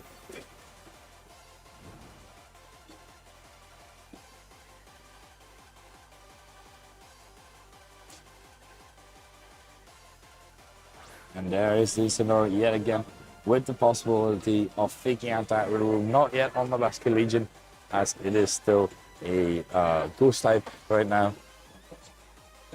Yeah, considering everything, this seems rather hard to make a call for. Okay, we do see the immediate call here from Jordi's side is gonna be for that Terra Fairy right now, trying to survive the Thunderclap, but being prone to be faked out. Let's see if Jam did adapt to this possibility. As it is the fake out into that Rillaboom, meaning right now this Thunderclap will not be super effective, making it survive. And final respects yet again onto this Raikou, not doing all that much damage, but decent enough for it to be quite low enough for a possible Woodhammer, honestly. But as long as this Incineroar is on the field, that is also a thing you have to pay attention to. And there's still a Pokemon in the back, I believe.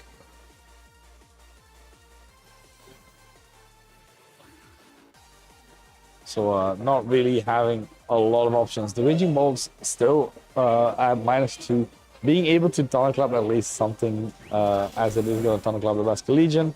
And now it is Rillaboom versus the world. At least world minus Landorus carded.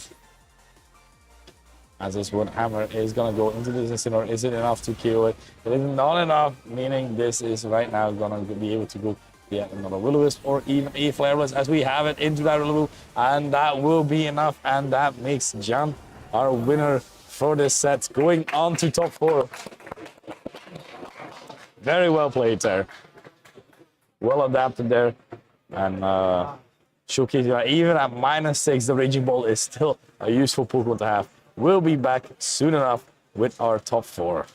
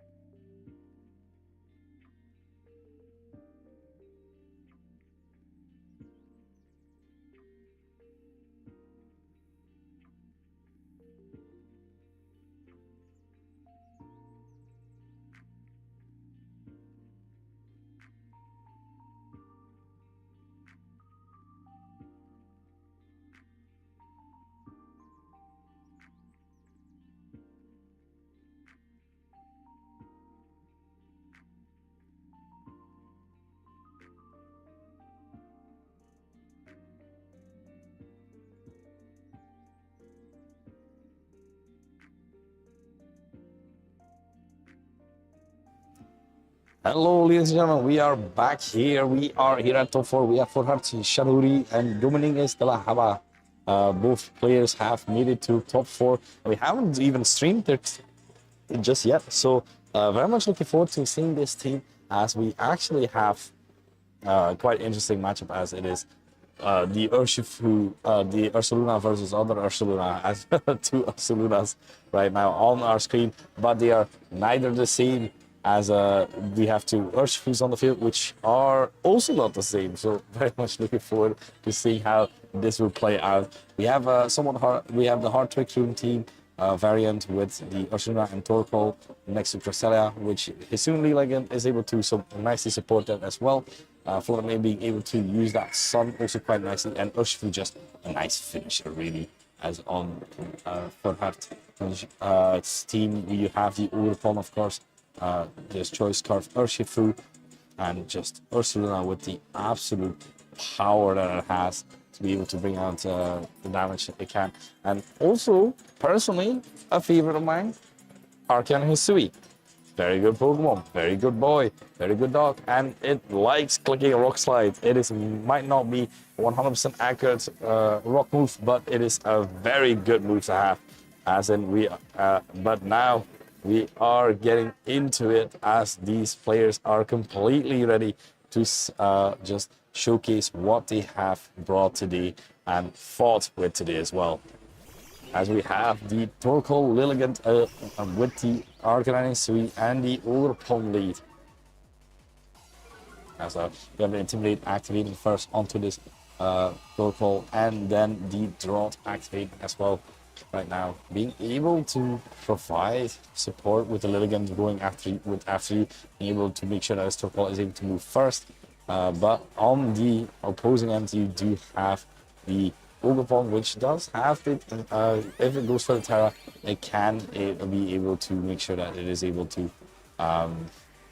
get that speed boost. But we actually are seeing the Follow Me and the After You right now, meaning the Rock Slide going off into the Torkoal and the Lilligant.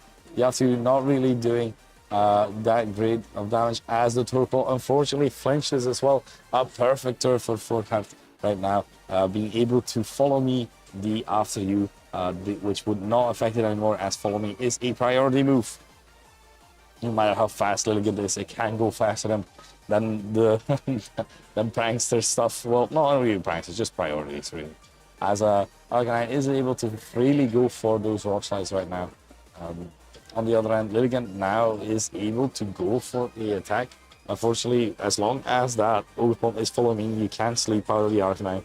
Close combat with the Intimidate will make sure that you won't really be able to damage it either. So this feels already like a very well thought of move by Forhart, as another Follow Me coming out right now, as we have the Solar Blade coming out. Oh no, another After You, not affecting it unfortunately, and the Rock Slide KOing the Torkoal and Lilligant being quite low as well.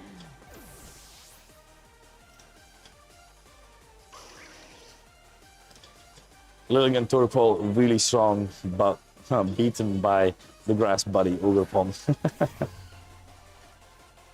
Ogerpon a really good Pokemon to have. As we have the Flooded Main coming in, being able to be boosted thanks to the Sun from that Torkoal as well. Potentially being able to still do quite a bit of damage to either of these Pokemon here. Rock Sliding with Choice Band is still gonna hurt. As the Lilligant is actually opting to switch out here, meaning this could very well be the Urshifu that we have seen. It is the single strike Urshifu, and the Terra activation as well onto that Fluttermane, going to try and do as much damage as possible with this Terra Fairy Choice Specs power boosted. It is a absolute humongous attack going into this Ogerpon, which is following me as well, as we have first a Lunar, which is of course that Moonblast, and that will not kill the Ogerpon. I'm actually surprised about that. I changed mid-sentence. I expected that to kill, as we have the Defiant boost now, as the special attack did drop. Rock Slide going out, doing quite a bit of damage to that Fluttermane, but not enough to kill just yet, as the sash on the Urshifu is broken as well. with the Defiant boost from the Ogre Palm, this is actually rather nice for it, as uh, it can go for some strong attacks depending on how fast this Ogre Palm is trained. Of course, it is able to get a speed boost with its ability, and with that could potentially outspeed even the Flutter Mane in the next turn as soon as Sun disappears. But then you also have the issue of course, the Urshifu just being able to Sucker Punch you. So, relatively not maybe the best play, but it is a fire play nonetheless. As we have the Spiky Shield action coming out from the Ogre Palm right now, trying to make sure that it stays itself safe for just another turn. As we have we had another Moonblast coming out, not affecting it in close combat into the Arcanine will be enough from the Urshifu, lowering its defense and special defense. But you have been able to get rid of this Arcanine, which has been a humongous threat for Dominguez right now. So what do you bring out against opposed to this? It is going to be that Qingpao. And Qingpao is going to lower all the defenses as well on all these Pokemon, making sure that it is able, that this Pokemon is able to potentially do even more damage. But right now, this Qingpao with its fully intact Focus Sash is looking rather nice as well.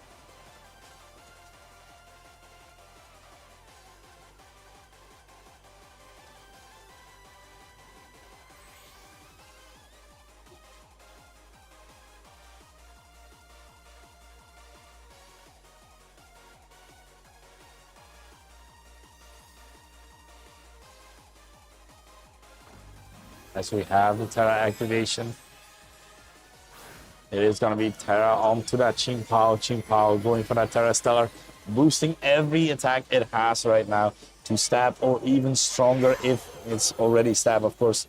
Getting that boost one time as the Follow Me coming out from the Ogre Palm, meaning this will absolutely be a humongous attack. It is going to be the Sucker Punch into that Flutter Mane. It is Terra Fairy, but it is not going to be enough to survive this. So Flutter Mane is going down with the critical hit on top as well. And now the sole Urshifu survivor is still here, being able to close combat at least the Ogre Palm and trying to kill that. But the unfortunate thing is there's still a Pokemon in the back there, which we will see soon enough.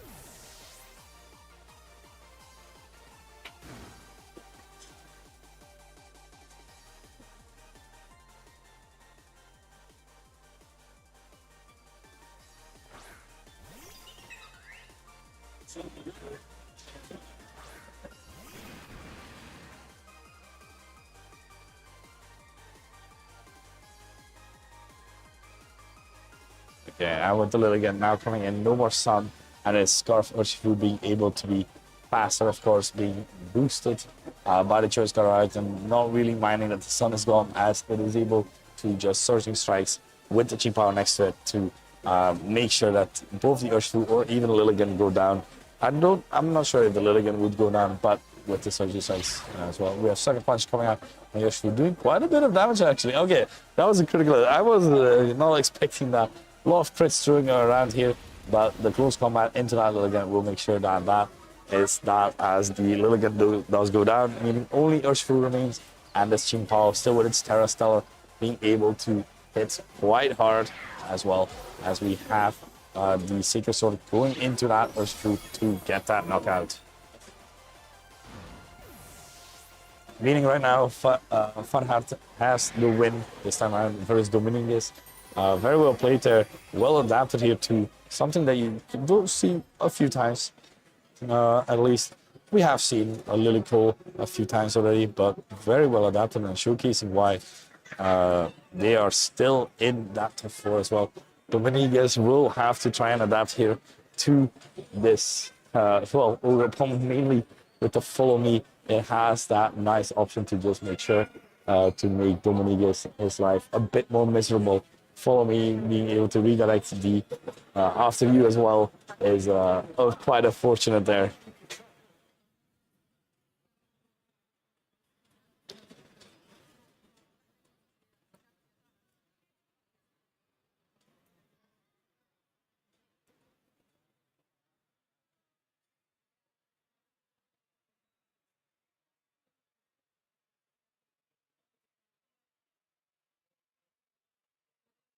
All right, so what is the possible adaptation here for Dominguez?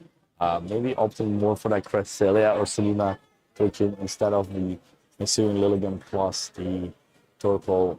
You are able to potentially get a Patricum, depending on, of course, we already know that the Overpawn has Follow Me. It has been prone to carry Taunt as well.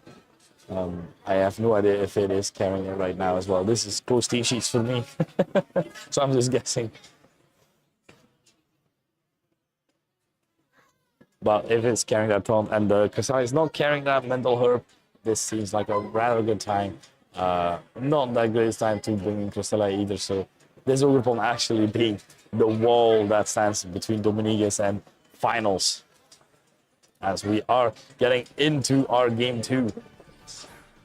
We have Cresselia and the Ursaluna as Chimpao and the Rapid Strike Urshifu are coming in.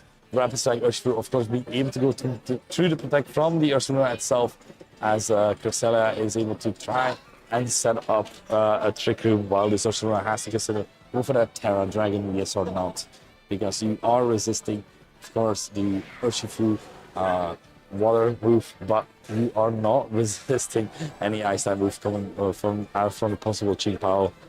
So this is not looking very grand, but I do believe that Dominguez has seen this lead quite often and can adapt accordingly. As we see, we do see the Terra. It is going to be the Terra onto that Urshifu. It is going to be that Terra water, going for as much damage as possible with these Surging Strikes. We've seen it time and time again. Together with Sword of Ruin, this will showcase why it's such a strong Pokemon as well. And now the Terra from the other side as well. Dominguez going for that Terra onto the Ursaluna. Ursaluna going for that Terra Dragon, being able to resist any Surging Strikes right now. But being able to protect at least for the next turn. As we have the Surge Strikes just coming out. No protect onto the Cresselia this time. We're trying to do as much damage as possible, as we do see it is about to do over half. Is this a range for this Chimpao to bring it down to KO with an Icicle Crash? As this is enough to KO the Cresselia itself. So no Trick Room option there, which seems rather hard, as the Ursaluna is able to go for an Earthquake, doing decent amount of damage, but with no Trick Room and no more Trick Room sellers either. This seems quite hard for the Ursaluna, as it has to dodge quite a few moves to manage to bring this back, as Chimpao is still on the field and hitting this for super effective damage. The possibility still remains there for the Torkoal to come in as well to potentially threaten at least the Chimpao, but no trick. Yeah, we see that Dominguez was banking on that Trick Room a lot, as Torkoal is in the back as well. Potentially another Pokemon in the back could provide useful, as now you have to consider what the options are. Ursaluna is able to protect at least from Chimpao and Heat Wave, so that you might be able to kill the Chimpao, but that could be very well read by Forhat, as it is protecting the Chimpao, as we have the Surging Strikes coming out with the Terra Water onto that Torkoal, going to do over 50% as well. So we did see a protect from the Ursaluna, meaning this is still an option here to go for a strong attack, as right now it's going to be that Facade into that Urshifu, being able to kill. If Torkoal had the option to Trick Room, this would have been a nice time to click it, but unfortunately this turtle does not learn Trick Room, as we do have Saido, which is of course the Heat Wave, if I recall correctly. Ursaluna taking a bit of its burn, and Forhat being able to bring out the next Pokemon, which seems to be the Arcanine, being able to intimidate and Rock Slide as well. Being sure that the Torkoal will go down, and with Intimidate, tripling the Ursaluna as well. With the Ice Spinner, it does look quite hard for this Ursaluna to really do anything. Potentially surviving an Ice Spinner and then dodging the Rock Slide could prove useful if you're able to hit strong Earthquake, but that is banking on a miss, which can happen. We have seen it today a few times with, and yesterday as well with Heatwave misses. We've seen Bleakwind misses. We've seen Rockslide misses. The possibility is certainly is there. So let's take a look if Dominguez has that chance. It is the Ice Spinner into Barcelona. With quite a bit of damage, no KO. So a dodge on either Pokemon would be amazing, but no dodge, meaning Torkoal and the Ursaluna go down, leaving Dominguez only with one Pokemon left to play with.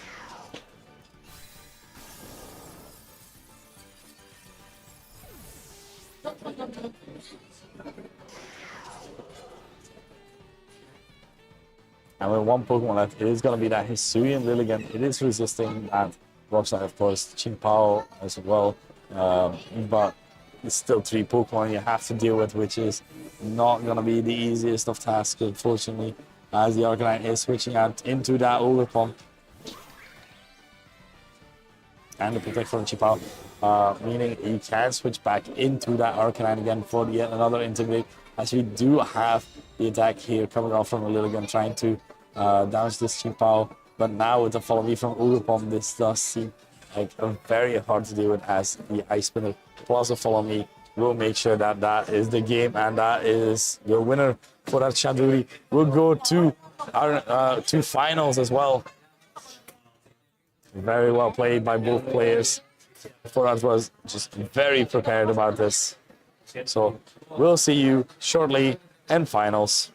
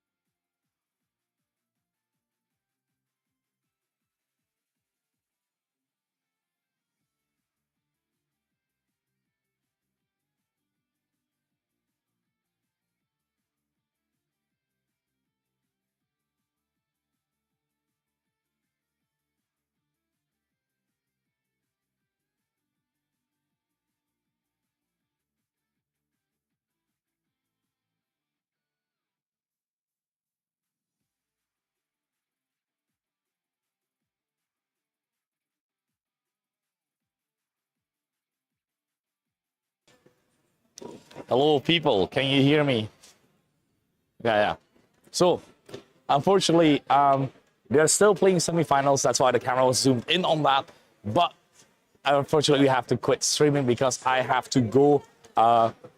Because I have to catch my flight, unfortunately. Was expecting to be able to stream finals, but we are barely gonna miss that. So unfortunately, finals will not be streamed, but you can always follow Dasileo on Twitter to see how the results were and everything. Also, my Spanish genes finally set in, so yeah, I'm a little laughing, but I know it's hot. All right, anyway, that's it for today. Thank you very much for watching, and see you guys next time.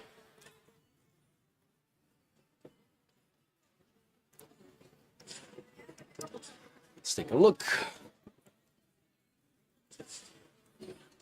Okay.